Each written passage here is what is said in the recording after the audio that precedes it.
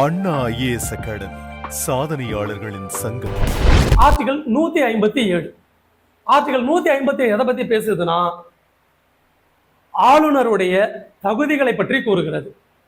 ஆளுநர் ஆவதற்கு என்ன தகுதிகள் இருக்க வேண்டும் என்று கூறுகிறது. ஆளுநர் ஆவதற்கு என்ன தகுதி இருக்கணும்? ஒன்று, இந்திய குடிமகனாக இருக்க வேண்டும். 2, 35 வயது நிரம்பி இருக்க வேண்டும். 3வது, அப்படிலாம் எதுவும் இல்லை, 2 பாயிண்ட் தான். 3, 4 அப்படின்னு போக வேண்டிய அவசியமே இல்லை. ஆளுநருக்கான தகுதிகள் 2 தான். 1, இந்திய குடிமகனாக இருக்க வேண்டும். 2, 35 வயது நிரம்பி இருக்க வேண்டும். ஸோ அவ்வளோதான். இருக்கா? இல்லை. ஓகேங்களா? ஸோ அவ்வளோதான், முடிஞ்சுது. அதுக்கு அடுத்து போயிடலாமா? அதுக்கு அடுத்தது ஆர்டிகல் 158. இங்கே கீழே இதில் மென்ஷன் பண்ணலை, நம்ம தெரிஞ்சுங்க. ஆர்டிகல் 158 இதுதான் எதை பற்றி பேசுதுன்னா, ஆளுநர் அலுவலகத்தின் நிபந்தனைகளை பற்றி கூறுகிறது. கண்டிஷன்ஸ் ஆஃப் கவர்னர்ஸ் ஆஃபீஸ் அப்படின்னா ஆர்டிகல் 158. அதில் தான் இந்த பாயிண்ட்ஸ் எல்லாம் வரப்போகுது. என்ன அப்படின்னா, இந்த 2 பாயிண்ட்ஸ் சொல்லியிருக்கு இல்லையா, இது 2 மட்டும் ஆர்டிகல் 158. மீதியெல்லாம் சொல்றதெல்லாம் ஆர்டிகல் 158. 158ல் மொத்தம் 4 பாயிண்ட் இருக்கும். 1, ஆளுநர் நாடாளுமன்ற உறுப்பினராகவோ அல்லது சட்டமன்ற உறுப்பினராகவோ இருக்கக்கூடாது. ஆளுநரை ஒருத்தர் நியமனம் பண்ணனா அவர் என்ன இருக்கக்கூடாது? நாடாளுமன்றத்தில் அதான் எம்பி ஆகவோ எம்எல்ஏவோ இருக்கக்கூடாது.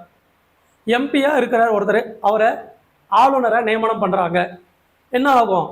ஆட்டோமேட்டிக்கா எம்பி பதவி போயிடும். அவர் ரிசைன் பண்ணணும். ரிசைன் பண்ணாம ஆளுநரை நியமனம் பண்ணிட்டா ஒரு பிரச்சனை இல்லை. ஆட்டோமேட்டிக்கா என்ன ஆகும்? எம்பி பதவி, அந்த அந்த நாடாளுமன்ற அல்லது சட்டமன்ற உறுப்பினர் பதவி போயிடும். 2வது, ஆதாயம் தரும் பதவியில் இருக்கக்கூடாது. No office of profit. Profit of office இல்லை, ஆஃபீஸ் ஆஃப் ப்ராஃபிட் சொல்லுவாங்க. Not holding government service. Okay, அதுதான் என்ன சொல்றாங்க அப்படின்னா, எந்த ஒரு ஆதாயம் தரும் பதவியில் இருக்கக்கூடாது. அது என்ன ஆதாயம் தரும் பதவின்றது? கவர்மெண்ட் ஜாப்பை தான் அப்படி சொல்றாங்க. அவர் கான்ஸ்டபிள் ஆரம்பிச்சு, குரூப் 4 ஆரம்பிச்சு, ஐஏஎஸ், ஆர்பிஐ கவர்னர்லாம் இருக்காங்க இல்லையா, இந்த மாதிரி எந்த ஒரு அரசு பதவியிலும் இருக்கக்கூடாது. கவர்மெண்ட் ஜாப்ல ஒருத்தர் இருக்காரு, இருந்துக்கிட்டே அவரை ஆளுநராக நியமனம் பண்றாங்கன்னா இப்போ என்ன ஆகும்? என்ன ஆகும்? ஆட்டோமேட்டிக்கா கவர்மெண்ட் ஜாப்பு போகாது, ஆளுநர் பதவி போயிடும். நல்லா புரிஞ்சுக்கணும். நாடாளுமன்ற உறுப்பினராகவும் சட்டமன்ற உறுப்பினராக இருக்கிற ஒருவரை ஆளுநரை நியமனம் செஞ்சா ஆளுநர் பதவி போய் ஆட்டோமேட்டிக்கா இந்த சட்டமன்ற நாடாளுமன்ற பதவி போயிடும். இதே ஒரு அரசு பதவியில் இருக்கிற ஒருவரை ஆளுநராக நியமனம் செஞ்சா என்ன ஆயிடும்? ஆளுநர் பதவி போயிடும். இதுதான் 2க்கும் உள்ள வித்தியாசம். சரிங்களா? இது இல்லாம நம்ம ஏற்கனவே சொன்ன மாதிரி அதை அங்கேயே பார்த்துட்டோம். ஒரு மரபு ஃபாலோ பண்றாங்க. ஆளுநராக நியமிக்கப்படும் ஒருவர் அந்த மாநிலத்தை சார்ந்தவராக இருக்கக்கூடாது, அதான் வெளி மாநிலம் இருக்கணும். இது இங்கே வராது. அது ஒரு மரபு வழியாக ஃபாலோ பண்ணுறாங்க. இந்த ஆர்டிக்கல் வராது. அதுக்கப்புறம் மத்திய அரசு மாநில அரசு கலந்து ஆலோசித்து அவர் பெயரை குடியேற்றலும் முன்மொழியணும். நம்ம ஆல்ரெடி பார்த்துருக்கோம். ஓகேங்களா? 3வது என்ன அப்படின்னா, ஆர்டிகல் 158 3வது கண்டிஷன் ஆளுநருடைய இல்லத்தை பற்றி கூறுகிறது. ஆளுநர் வேலை செய்கிறாரு, வேலை செய்யக்கூடிய அந்த இல்லமே அலுவலகமாக இருக்கும், அலுவலகமே இல்லமா இருக்கும். அதுக்கு பேர் ஆளுநர் இல்லம், ஆளுநர் மாளிகை, கவர்னர் ஹவுஸ் அப்படிலாம் நம்ம கேட்டிருக்கோம். ஆனால் இருந்தாலும் அதிகாரப்பூர்வமாக அதுக்கு ஒரு பேர் இருக்கு. அதுதான் ராஜ்பவன் அப்படின்னு பேர். அதிகாரப்பூர்வ பேர் என்னது? ராஜ்பவன். ஸோ ஆளுநர் வேலை செய்வதற்காக ஆஃபீஸ் இருக்கு, ஆஃபீஸ்ல இல்லம் கொடுக்குறாங்க. அவர் என்ன பண்ணலாம்? அந்த இல்லத்திலே தங்கிக்கிட்டு ஆஃபீஸ் வேலையை பார்க்கலாம். மாதம் அதுக்காக ரெண்டல் பே பண்ண வேண்டிய அவசியம் இல்லை. அங்கே ஆஃபீஸில் வீட்டில் தங்குறாரு இல்லையா, அதுக்காக ரெண்டல் பே பண்ண வேண்டிய அவசியம் இல்லை. அது மட்டும் இல்லாமல் அங்கே இருக்கிற அனைத்து சலுகைகளும் அவருக்கு கிடைக்கும். அப்போ ஆர்டிகல் 158ல் 3 எதை பற்றி பேசுது? ஆளுநருடைய இல்லத்தை பற்றி கூறுகிறது. ஆளுநர் பதவியில் இருக்கிற வரைக்கும் அந்த இல்லத்தில் அவர் தங்கிக்கலாம். மாதம் ரெண்டல் பே பண்ண வேண்டிய அவசியம் இல்லை. அவருக்கு அங்கே கிடைக்கும் மற்ற சலுகைகளும் கிடைக்கும் அவருக்கு. ஆளுநர் இல்லத்துக்கு என்ன பேருனா, அதிகாரப்பூர்வ பேர் ராஜ்பவன் அப்படின்னு பேர். அந்த பேர் ராஜ்பவன் அப்படின்னு பேர். அடுத்து போயிடலாமா? அடுத்தது 4வது பாயிண்ட், 158 4வது பாயிண்ட் எதை பற்றி பேசுது அப்படின்னா, ஆளுநருடைய சம்பளம் மற்றும் சலுகைகளை பற்றி கூறுகிறது. ஆளுநருடைய சம்பளம் சலுகைகள் யார் முடிவு செய்வார்? நாடாளுமன்றம் முடிவு செய்யும். நல்லா கவனிக்கணும், குடியரசுத் தலைவர் அப்படின்னு சொல்லிடக்கூடாது. நாடாளுமன்றம் முடிவு செய்யும். நாடாளுமன்றத்திற்கு சம்பளத்தை அதிகரிப்ப அதிகாரம் இருக்க ஒழிய ஆளுநரின் சம்பளத்தை குறைப்பதற்கு அதிகாரம் கிடையாது. ஸோ இதுதான் சம்பளம் மற்றும் சலுகை. இது இல்லாமல் வேற சில சலுகைகள் இருக்கு. அட் ப்ரெசன்ட் நம்ம 2025 இருக்கோம்.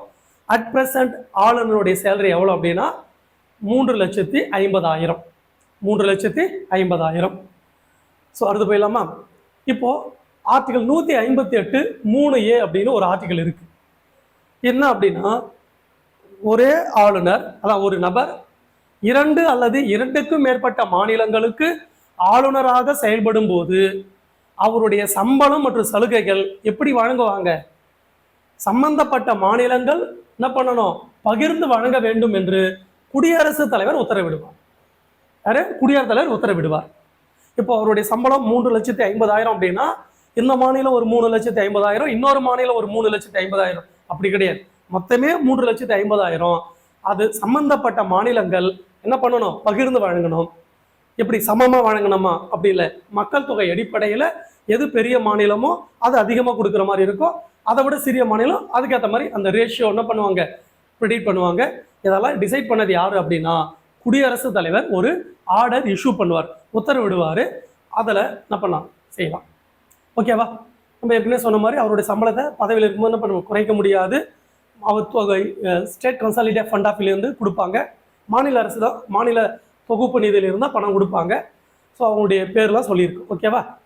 அந்த அலுவலகம் பேர்லாம் சொல்லியிருக்கோம். இதான் வந்து ஆளுநருடைய சம்பளம், அந்த கண்டிஷன்ஸ் பற்றி வரும். ஓகேவா? அடுத்து போயிடலாமா? அடுத்தது ஆர்டிகல் 159. இது எதை பற்றி பேசுதுன்னா, ஓத் ஆர் அஃபர்மேஷன், பதவி பிரமாணம் அல்லது உறுதிமொழிகளை பற்றி கூறுகிறது. பதவி பிரமாணம் அல்லது உறுதிமொழி பற்றி கூறுகிறது. ஆர்டிகல் 159, ஆளுநருக்கு பதவி பிரமாணம் செய்து வைப்பவர் யார்? ஆளுநரை நியமனம் செய்பவர் குடியரசுத் தலைவர். ஆளுநருக்கு பதவி பிரமாணம் செய்து வைப்பவர் யாருன்னா உயர்நீதிமன்ற தலைமை நீதிபதி. யாரால்? உயர்நீதிமன்ற தலைமை நீதிபதியால் பதவி பிரமாணம் செய்து வைப்பார். ஓகேவா? அவர் இல்லை அப்படின்னா உயர்நீதிமன்றத்தில் யார் மூத்த நீதிபதியோ அதுக்கு அடுத்து இருக்காங்க இல்லையா, சீனியர் மோஸ்ட் ஜட்ஜ், அவங்க என்ன பண்ண போறாங்க? பதவி பிரமாணம் செய்து வைப்பாங்க. ஸோ இதான் ஆளுநரின் பதவி பிரமாணம். அடுத்து போயிடலாமா? அடுத்தது சலுகைகள் இது இருக்கு. அடுத்தது ஆர்டிகல் 160 இருக்கு. 160 என்ன அப்படின்னா ரொம்ப சிம்பிள். ஆளுநர் இல்லாத போது யார் ஆளுநர் பணியினை மேற்கொள்வது அப்படின்னு குடியரசுத் தலைவர் முடிவு செய்வார். அதான் வந்து ஆர்டிகல் 160. சரி, இப்போ ஆளுநருக்கான சலுகைகள் சொல்லியிருக்காங்க. Concessions of to governor. சில கன்செஷன் இருக்கு, சலுகைகள் இருக்கு. யாருக்கு? ஆளுநருக்கு. எங்க மென்ஷன் பண்ணியிருக்காங்க? ஆர்டிகல் 361(1)ல சொல்லியிருக்காங்க. என்ன அப்படின்னா, தன்னுடைய கடமை செய்கிறார்ல, பணிகளை செய்கிறார் இல்லையா, தன்னுடைய கடமை அல்லது பணிகளை செய்யும் போது அவர் என்ன பண்ண வேண்டிய அவசியம் இல்லை, எந்த நீதிமன்றத்திற்கும் பதிலளிக்க வேண்டிய அவசியம் இல்லை. ஓகேவா? Not answerable to the any court for his action or duty. அவருடைய நடவடிக்கைக்கோ அவருடைய பணிக்கோ செயல்பாடுகளுக்கோ என்ன கிடையாது, எந்த நீதிமன்றமும் கேள்வி கேட்க முடியாது, பதில் அளிக்க வேண்டிய அவசியம் இல்லை. அப்போ என்ன அர்த்தம்? நீ ஏன்பா இந்த மாவட்டத்துக்கு போயிட்டு ஆய்வு பண்ண, நீ ஏன்பா இந்த மசோதாவில் கையெழுத்து போடாமல் இருக்க, நீ ஏன்பா இந்த விஷயத்தை செய்கிற, அப்படிலாம் எதுவுமே கேட்க முடியாது. ப்ராக்டிக்கலாக பார்த்தா ஆளுநர் எதிர்த்து கோர்ட்டுக்கு போகிறாங்க. ஏன் போகிறாங்கன்னா ஒன்றுமே முடியாத சூழ்நிலையில் போகிறாங்க. அது நம்ம தனியாக கண்டிப்பாக ஒரு வழக்கே பார்க்கணும். ஆளுநர் தொடர்பான வழக்குகள் நிறைய இருக்குது. இப்போ ரீசெண்டாக தமிழ்நாடு வழக்கு கூட நம்ம பார்க்குறோம். பட் ஆனால் பொதுவாக அவங்களுக்கு அந்த சொல்லியிருக்காங்க, ஆளுநர் செயல்பாடில் எந்த நீதிமன்றமும் கேள்வி கேட்க முடியும், அவர் பதில் அளிக்க வேண்டிய அவசியமும் இல்லை. ஓகேவா? அதே போல் அவர் பதவியில் இருக்கும்போது குற்றவியல் நடவடிக்கை அவர் மீது தொடுக்க முடியாது. பதவி விட்டு போன பிறகு தாராளமாக அவர் மீது குற்றவியல் நடவடிக்கை தொடுக்கலாம். ஓகேங்களா? அடுத்தது அவர் மீது என்ன பண்ணக்கூடாது, அதை கைது செய்ய முடியாது, குற்றச்சாட்டு சுமத்த முடியாது. பதவியில் இருக்கும் அது எல்லாமே. உரிமையல் வழக்கு தொடுக்கலாம். 2 மாதங்கள் முன்னதாக குற்றச்சாட்டு அறிக்கையை அவரிடம் என்ன பண்ணணும், அளிக்கணும். சிவில் சூட் இருக்கு இல்லையா, அதை மட்டும் என்ன பண்ணலாம், அவர் மீது செலுத்தலாம். ஓகேங்களா? ஸோ இதெல்லாம் ஆளுநருடைய அதிகாரங்கள், அந்த சலுகைகளை வந்துடும். அவ்வளோதான் ஆளுநர் தொடர்பான விஷயங்கள். நம்ம ஆளுநர் ஆர்டிகல் 153 ஆரம்பித்து 160 வரைக்கும் முடிச்சிருக்கோம். அது இல்லாமல் எக்ஸ்ட்ரா அந்த சலுகைகள் சொல்லிட்டு 361 அதையும் பார்த்துருக்கோம். ஸோ இதுதான் ஆளுநர் தொடர்பான விஷயங்கள். இதுக்கு அடுத்து நம்ம பார்க்க வேண்டியதெல்லாம் ஆளுநருடைய அதிகாரங்களை பார்க்கணும். நம்ம செய்ய வேண்டியது ஆளுநர் அதிகாரங்கள். ஸோ இப்போ நான் மீண்டும் ஒரு முறை அப்படியே வரிசையாக சொல்லிடுறேன், கவனிச்சிங்க.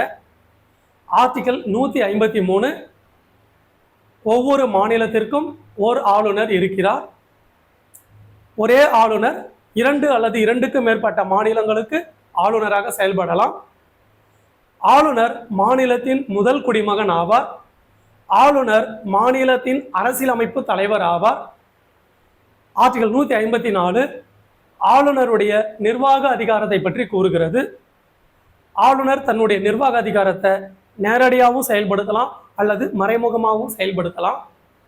ஆர்டிகல் 155 ஆளுநர் நியமனத்தை பற்றி கூறுகிறது. ஆளுநர் நியமனம் மத்திய அரசு நியமனம் செய்து, தட் மீன்ஸ் குடியரசுத் தலைவர் நியமனம் செய்கிறார். ஆர்டிகல் 156 ஆளுநருடைய பதவி காலத்தை பற்றி கூறுகிறது. ஆளுநரின் பதவி காலம் பதவியேற்ற நாளிலிருந்து 5 ஆண்டுகள் அல்லது குடியரசுத் தலைவர் விரும்பும் வரை, அல்லது அடுத்த ஆளுநர் பதவி காலம் முடிந்தாலும் அடுத்த ஆளுநர் வரும் வரை இவருடைய பதவி காலம் தொடரும். சரி, அடுத்தது ஆர்டிகல் 157 எதை பற்றி பேசுறதுன்னா தகுதிகள் பற்றி கூறுகிறது. ஆளுநர் ஆவதற்கு தகுதிகள் 2 தான். 1 இந்திய குடிமகனாக இருக்க வேண்டும். 2 35 வயது நிரம்பி இருக்க வேண்டும். மீதி இருக்கிறதுலாம் மரபு வழி, அதாவது சொந்த மாநிலத்தை சேர்ந்தவராக இருக்கக்கூடாது, அரசியல் சார்பற்றவராக இருக்கணும். ஓகேங்களா? இது போலாம் செய்கிறது. இதெல்லாம் ஒரு மரபாக ஃபாலோ பண்ணுறாங்க. அதே போல் ஆளுநர் நியமனம் செய்யும் போது சம்மந்தப்பட்ட மாநில அரசு என்ன பண்ணணும், கலந்து ஆலோசிக்கணும். தட் மீன்ஸ் சம்மந்தப்பட்ட மாநில முதலமைச்சரை கலந்து ஆலோசிக்கணும்.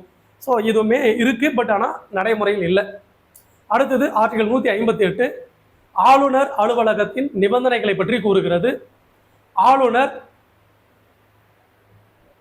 1 நாடாளுமன்ற உறுப்பினராகவோ அல்லது சட்டமன்ற உறுப்பினராக இருக்கக்கூடாது. 2 ஆதாயம் தரும் பதவியில் இருக்கக்கூடாது. 3 ஆளுநர் இல்லத்தை பற்றி கூறுகிறது. ஆளுநரின் இல்லம் ராஜ்பவன், அதிகாரப்பூர்வ பேர் ராஜ்பவன். அது 4வது பாயிண்ட் சம்பளம் மற்றும் சலுகைகளை பற்றி கூறுகிறது. சம்பளத்தை முடிவு செய்வது நாடாளுமன்றம், ஆனால் சம்பளம் மாநில தொகுப்பு நிதியிலிருந்து வழங்கப்படும். அவர் பதவியில் இருக்கும்போது சம்பளத்தை என்ன பண்ண முடியாது, அதாவது அவர் நாடாளுமன்றத்தில் சம்பளத்தை குறைக்க முடியாது, அதிகரிக்கலாம், குறைக்க முடியாது. தற்போது 3,50,000. சரி, ஒரே நபர் 2க்கு மேலே மாநிலங்களுக்கு ஆளுநராக இருக்கிறாரு. இப்போ என்ன ஆகும் அப்படின்னா அவருடைய சம்பளம் சம்பந்தப்பட்ட மாநிலங்கள் பகிர்ந்து வழங்க வேண்டும் அப்படின்னு குடியரசுத் தலைவர் உத்தரவிடுவார். அந்த ஆர்டிக்கலில் கூட புதுசாக சேர்த்தது தான், அந்த 7வது அமெண்ட்மெண்ட்டில் சேர்த்துருப்பாங்க. ஓகேங்களா? ஸோ இதுதான் அந்த ஆளுநர் தொடர்பானது. அடுத்தது இன்னும் இருக்கு இல்லையா, ஆர்டிகல் 159 ஆளுநருடைய பதவி பிரமாணம் அல்லது உறுதிமொழி. ஆளுநருக்கு பதவி பிரமாணம் செய்து வைப்பவர் உயர்நீதிமன்ற தலைமை நீதிபதி. அவர் இல்லைன்னா உயர்நீதிமன்ற மூத்த நீதிபதி. ஸோ அதோட முடிஞ்சது. அதுக்கு அடுத்தது ஆர்டிகல் 160 எதை பற்றி சொல்லுது, ஆளுநர் இல்லாத போது ஆளுநர் பணி மற்ற சூழ்நிலைகளில் ஆளுநர் பணியினை மேற்கொள்ளுதல். ஆளுநர் மற்ற சூழ்நிலை அப்படின்பது குடியரசுத் தலைவர் முடிவு செய்வார்.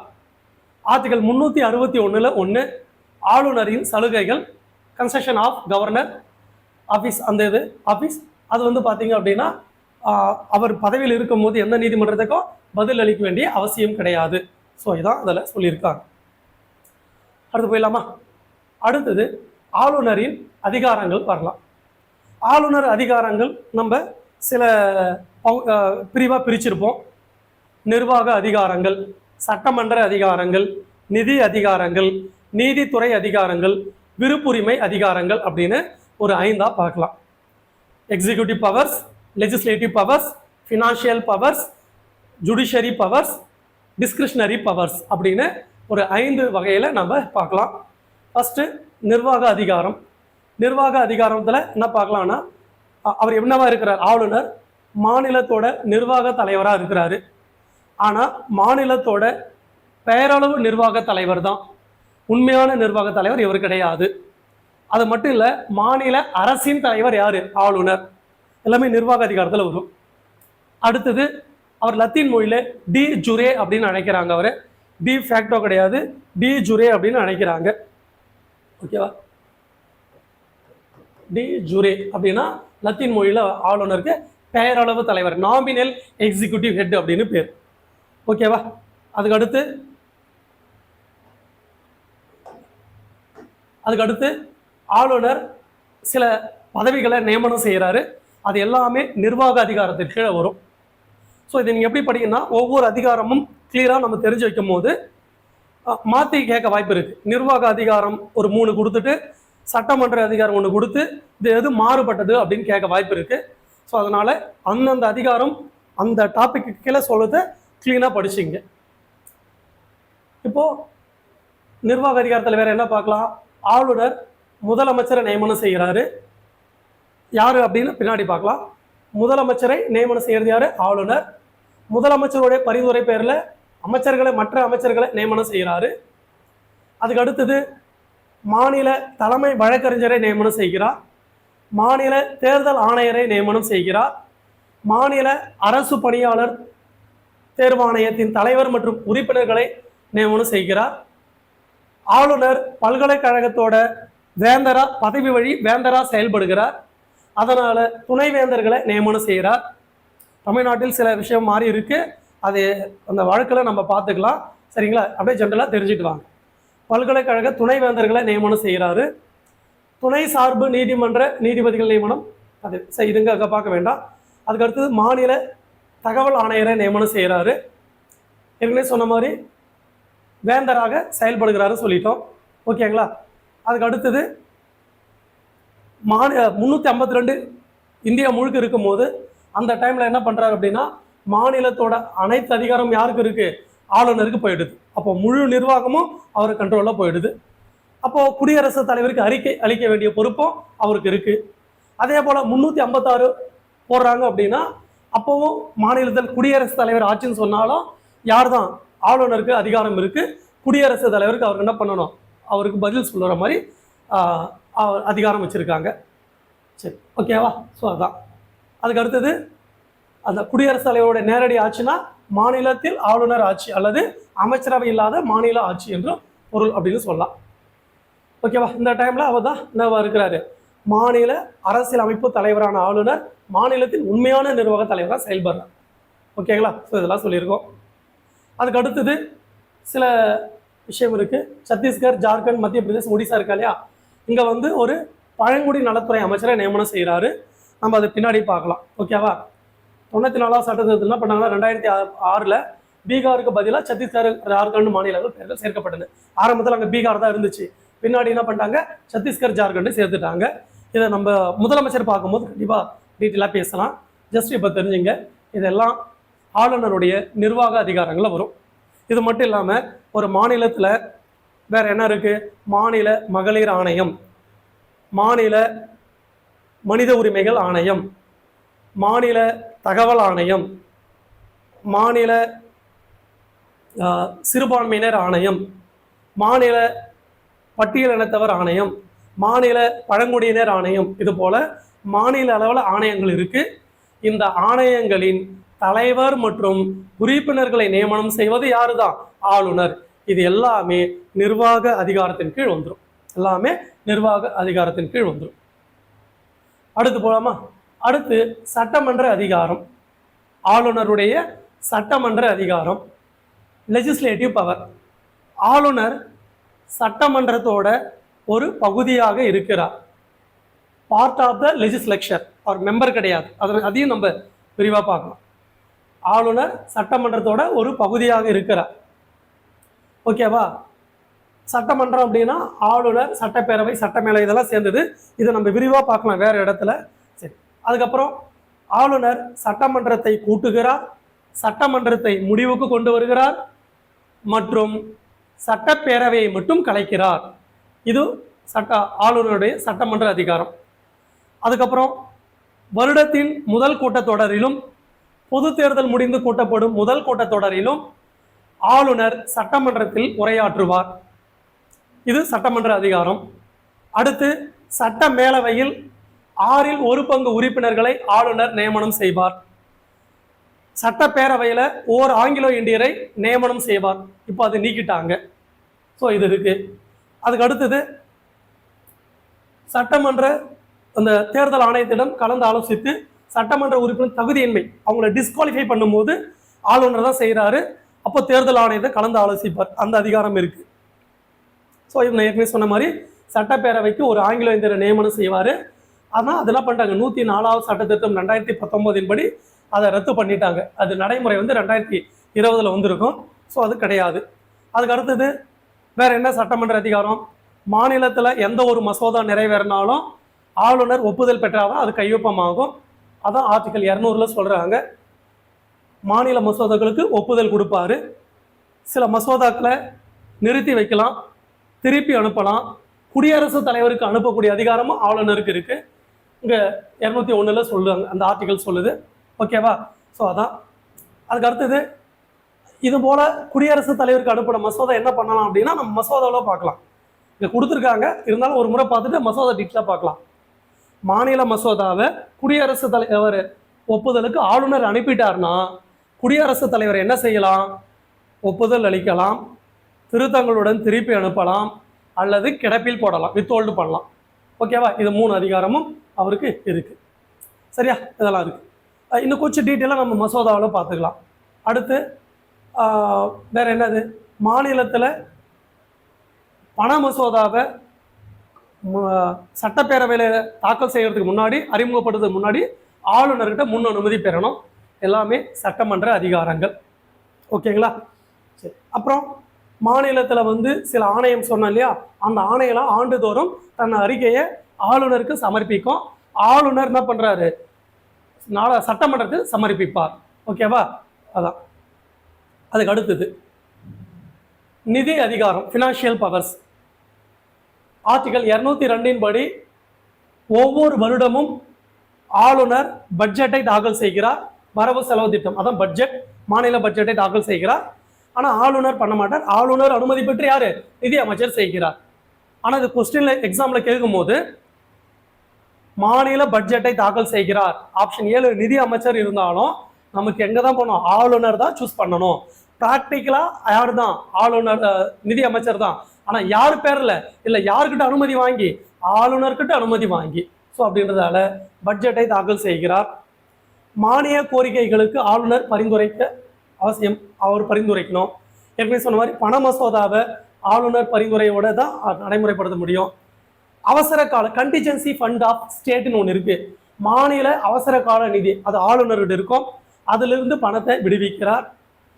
5 ஆண்டிற்கு ஒரு முறை மாநில நிதி ஆணையத்தை அமைக்கிறார். ஓகேவா? ஸோ அதுதான் நம்ம ஏற்கனவே சொல்லிட்டோம்.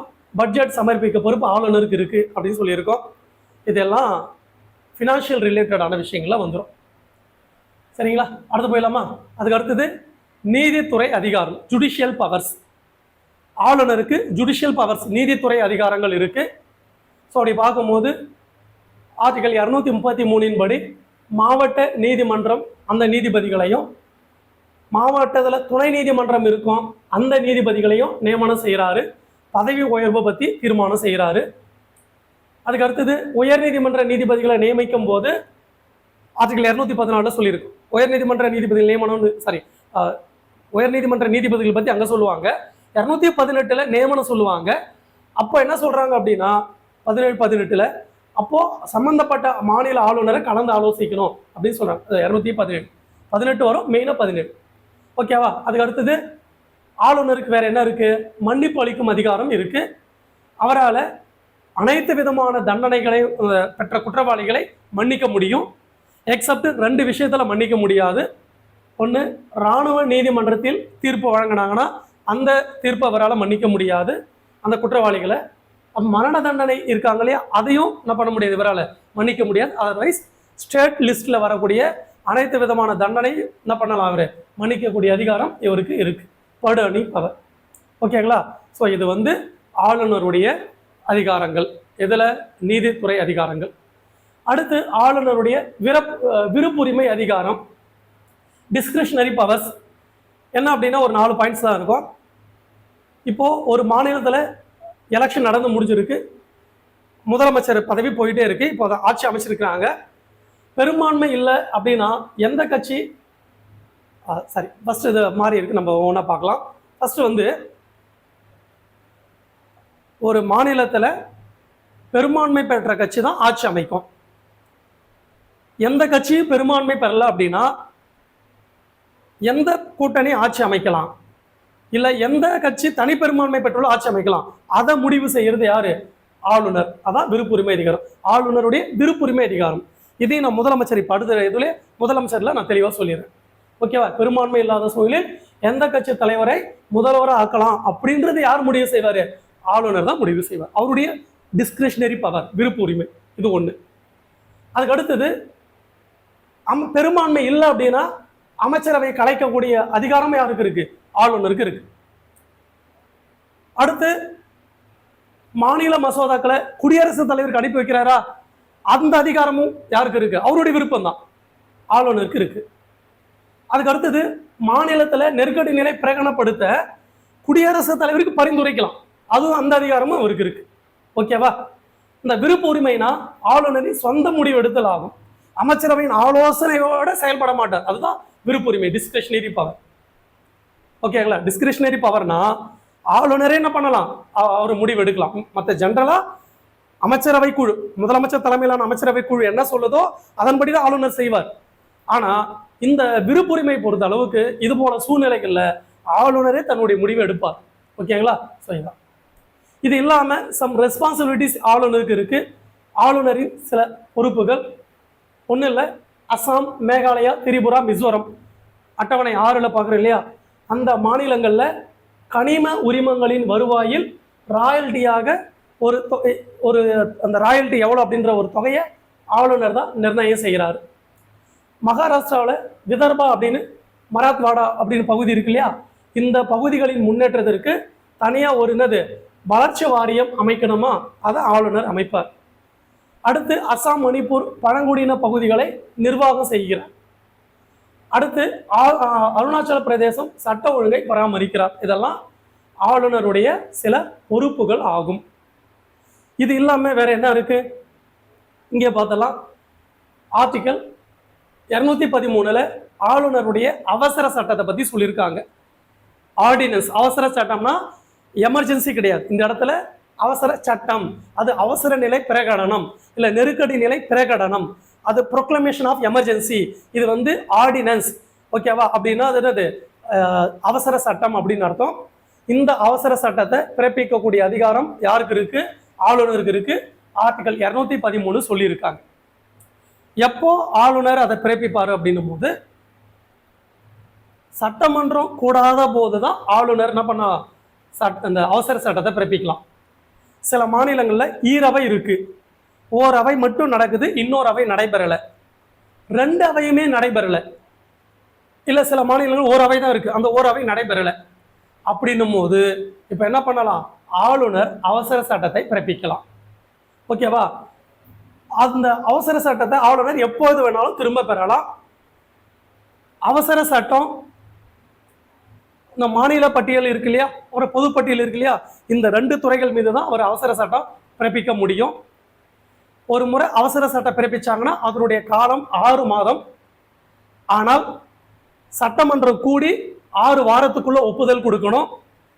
சப்போஸ் ஒப்புதல் கொடுக்கல அப்படின்னா அந்த 6 வாரத்துக்குள்ள அது என்ன ஆயிடும், அது இன்வேலிட் ஆயிடும், செல்லாத ஆயிடும். இல்ல 6 மாதம் சொன்னாலும் சட்டமன்றம் கூடி என்ன பண்ணும், அதுக்கு ஒப்புதல் கொடுக்கணும். ஓகேவா? ஸோ இதான் இந்த அவசர சட்டத்தோட காலங்கள். ஓகேவா? ஸோ அதான் சட்டமன்றம் கூடி 6 வாரம். சரி, அது இப்போ இந்த ஒரு இப்போ சட்டமன்றம் வந்து நினைக்கும் போது கூட்டிட முடியாது, அதுக்குன்ட்டு நமக்கு டைம் இருக்கு. ஆனால் என்ன பண்ணலாம், சட்டமன்றம் இப்போ கூடலை, அமைச்சரவை குழு பரிந்துரைக்குது, நீங்கள் அவசர சட்டம் ஏற்றுங்கன்னா ஆளுநர் ஏற்றுறார். இப்போ ஆளுநர் ஏற்ற பிறகு அதை திரும்ப தொடர்ந்து சட்டமாக இருக்கணும் இல்லையா? அப்படி இருக்கணும் அப்படின்னா என்ன பண்ணணும், சட்டமன்றம் கூடி அது சட்டம் வடிவம் கொடுத்துடணும். அப்படி இல்லைன்னா என்ன ஆகிடும், 6 வாரத்துக்குள்ளே போயிடும். அதாங்க சொல்கிறாங்க, இது சொல்லியிருக்காங்க பாரு. சட்டமன்றம் ஒப்புதல் கொடுத்தா மட்டும்தான் சட்டமாகும். ஒப்புதல் அளிக்கல அப்படின்னா என்ன ஆகும், 6 வாரத்துக்குள்ள காலாவதி ஆகிடும். ஓகேவா? சட்டமன்றம் கூடவில்லை எனில் 6 மாதம் வரை செயல்பாட்டில் இருக்கும். சப்போஸ் சட்டமன்றம் கூடலை அப்படின்னா அதனுடைய கால அளவு எவ்வளோ, 6 மாதம் வரைக்கும் இருக்கலாம். இதான் இதில் சொல்கிறாங்க. தமிழ்நாட்டில் சில விஷயங்கள் கொடுத்துருக்காங்க ஆளுநர் தொடர்பானது. ஒன்றும் இல்லை, இந்தியா சுதந்திரம் வாங்கும்போது அப்போது மெட்ராஸ் மாகாணம் தான் பேர். அப்போது தமிழ்நாடுலாம் இல்லை, மெட்ராஸ் ஸ்டேட்டும் கிடையாது, மெட்ராஸ் மாகாணம். அப்போ ஆளுநர் யாருன்னா அவர் ஒரு இங்கிலாந்தை சேர்ந்த நபர் தான், ஆர்ச் பால்டு எட்வர்ட் நை. இருக்கா, ஆர்ச் பால்டு எட்வர்ட் நை, அவர் தான் ஆளுநராக இருந்தார். குடியரசு ஆகுது, அது அரசியலமைப்பு நடைமுறைக்கு வருது. அப்போ மெட்ராஸ் ஸ்டேட் அப்படின்னு பேர். கிருஷ்ணகுமார சிங் அவர் தான் அந்த டைமில் என்ன ஆகுறாரு, தமிழ்நாட்டோட, அதான் மெட்ராஸ் ஸ்டேட், தமிழ்நாடு இப்போ தமிழ்நாடு, அப்போ சென்னை மாநிலம், அதனுடைய ஆளுநராக இருக்கார். அதுக்கப்புறம் உயர்நீதிமன்ற நீதிபதியாக இருந்து தற்காலிக ஆளுநராக செயல்பட்டு இருக்காங்களா, ஆல்ரெடி நான் சொல்லியிருக்கேன். 3 முறை அது போல நடந்திருக்கு. 3 பேர் இருக்காங்கன்னு. ஒன்று PV ராஜமன்னார், பிவியில் PV ராஜமன்னார், பகல வெங்கட ராஜமன்னார், 2வது கோவிந்த நாயர், 3வது MM இஸ்மாயில் இவங்க. அடுத்து மதராஸ் மாகாணம், மதராஸ் மாகாணம் இல்லை, மதராஸ் ஸ்டேட், மெட்ராஸ் ஸ்டேட், தமிழ்நாடு அப்படின்னு பேர் மாறும்போது ஆளுநர் யாருன்னா சர்தார் உஜ்ஜல் சிங். இது மீண்டும் எல்லாம் நிறைய இடம் இது தவறாக கொடுத்துருக்காங்க. மெட்ராஸ் மாகாணம் இல்லை, மெட்ராஸ் ஸ்டேட் அப்படின்னு சொல்லணும். ஏன்னா 1950 நம்ம ஸ்டேட்டாக மாறிட்டோம். அதுக்கு முன்னாடி வரைக்கும் ப்ராவின்ஸியாக இருந்தது. ஓகேவா, தமிழ்நாடுன்னு பேர் மாற்றிட்டோம். அப்போ வந்து சர்தார் உஜ்ஜல் சிங். ஸோ இதுவும் கேட்க வாய்ப்பு இருக்குது. தமிழ்நாட்டோட முதல் பெண் ஆளுநர் யாருன்னா பாத்திமா பிவி. பதவி விலகிய முதல் ஆளுநர் யாருன்னா பாத்திமா பிவி. 2 முறை மற்றும் நீண்ட கால தமிழ்நாடு ஆளுநர் இருந்தது சுர்ஜித் சிங் பர்னாலா. குறைந்த நாட்கள் ஆளுநர் இருந்தவங்க MM இஸ்மாயில், ஒரு 9 நாள் தான் இருந்திருப்பாங்க. ஓகேவா, இந்திய அளவில் முதல் பெண் ஆளுநர் சரோஜினி நாயுடு. இந்திய அளவில் உத்தரப்பிரதேசத்தில் இருந்திருப்பாங்க. எப்போனா 1948 to 49 அந்த பீரியடில். ஸோ இப்போ தான் வந்து ஆளுநர் தொடர்பான விஷயங்கள். பொறுமையாக இந்த வீடியோ பாருங்கள், பார்த்து நோட்ஸ் எடுத்திங்கன்னா திரும்ப திரும்ப பாருங்கள், தேவையான இடத்துல நோட்ஸ் எடுத்துங்க. ஸோ ஆளுநர் பதவி உங்களுக்கு கம்ப்ளீட்டாக போயிடும்.